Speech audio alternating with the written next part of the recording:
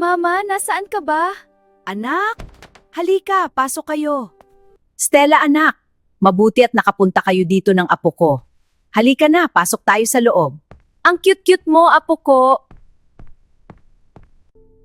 Stella anak ko, anong nangyari, ba't malungkot ka? Mama, wala na po kami ni Jan. Iniwan na niya ako at pinagpalit sa best friend kong si Jana. Magandang umaga, Stella. Kumusta ka na? Ako ito si Aaron. Naalala mo pa ba ako? Aaron, ikaw nga, okay lang naman ako. Long time no see, magkape muna tayo sa loob. Mabuti at naparito ka, Aaron. Kailan ka pa nakabalik galing Amerika? Masaya ako't nakita ko muli si Stella dito, Lola Emma. Nitong linggo lang ako nakauwi, Lola.